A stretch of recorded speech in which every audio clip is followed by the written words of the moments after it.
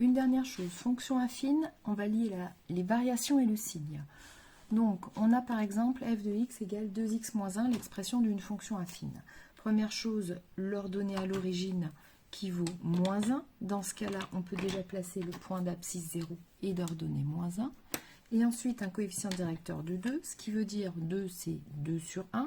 Donc, quand on a une différence des ordonnées de 2, on a une différence des abscisses de 1. Ou alors, quand on a un déplacement vertical de 2, on a un déplacement horizontal de 1. Ce qui nous permet d'obtenir un deuxième point de la droite et donc de tracer la droite représentant la fonction f.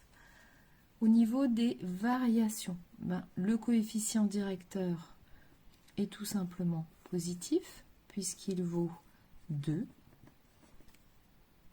Et dans ce cas-là, on sait que notre fonction est croissante.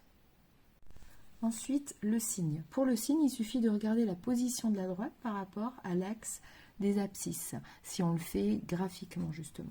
La droite est d'abord située sous l'axe des abscisses, ça veut dire que les ordonnées de ces points se lisent ici, donc on va voir des ordonnées qui sont négatives. Ensuite, la droite est au-dessus de l'axe des abscisses, et donc on va avoir ici des ordonnées qui se lisent là, et qui sont donc positives. Donc au niveau du signe, on va avoir d'abord un signe négatif, puis un signe positif, et bien sûr, ici, f de x vaudra 0. Il nous reste donc à déterminer la valeur pour laquelle f de x, c'est nul. Alors 2x moins 1 en fin de seconde égale à 0. Vous devez être capable de le faire mentalement. Donc ça signifie que 2x égale à 1, donc que x est égal à 1 demi.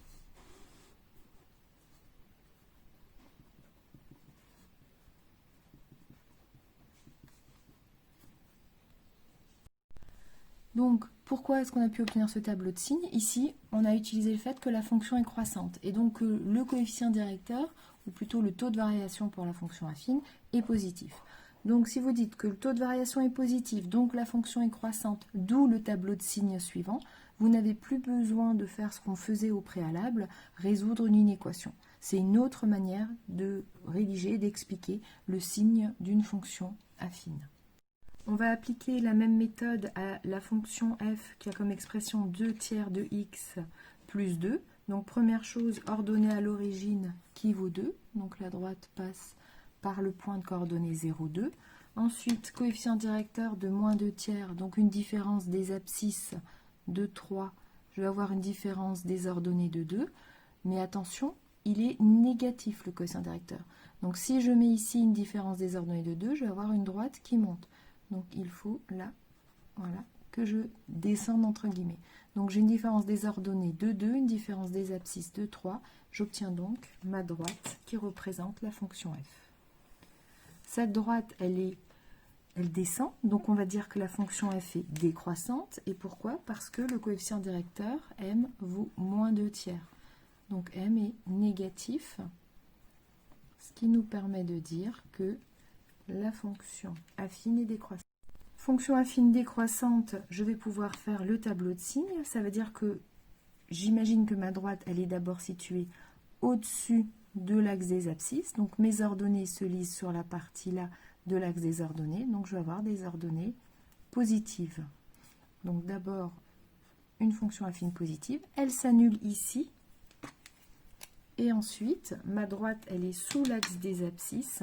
Donc les ordonnées de ces points-là que je lis là sont négatifs. Et par conséquent, mon tableau de signes est celui-ci. Donc c'est le contraire de celui d'avant. Il me reste à trouver la valeur qui annule l'expression, donc l'abscisse de ce point-là. Mon expression, c'est moins 2 tiers de x plus 2. Il s'agit donc de résoudre l'équation moins 2 tiers de x plus 2 égale à 0. Je vais commencer par soustraire 2 aux deux membres. J'aurais également pu additionner 2 tiers de x aux deux membres. Comme ça, j'aurais eu 2 égale 2 tiers de x. Les deux méthodes sont correctes. Donc, j'obtiens moins 2 tiers de x égale à moins. Ensuite, je vais moins 2 tiers de x et multiplier par x, donc je vais diviser par moins 2 tiers de x. Or, diviser par un nombre, c'est aussi multiplier par son inverse. Donc c'est comme si je multipliais par l'inverse de moins 2 tiers. L'inverse de moins 2 tiers, c'est moins 3 demi. On garde le même signe quand on a un inverse. Par contre, ici, on aura le numérateur qui devient le dénominateur et le dénominateur le numérateur. Donc on va obtenir moins 2 tiers fois moins 3 demi ou moins 2 tiers divisé par moins 2 tiers. On aura donc x dans le membre de gauche. Et moins 2 fois moins 3 demi, ce qui va nous donner un nombre positif. 2 fois 3 demi, on peut simplifier, ce qui nous donne 3. Donc la valeur qui annule moins 2 tiers de x plus 2, c'est 3. Et j'obtiens donc le tableau de signes de la fonction moins 2 tiers de d'expression moins 2 tiers de x plus 2.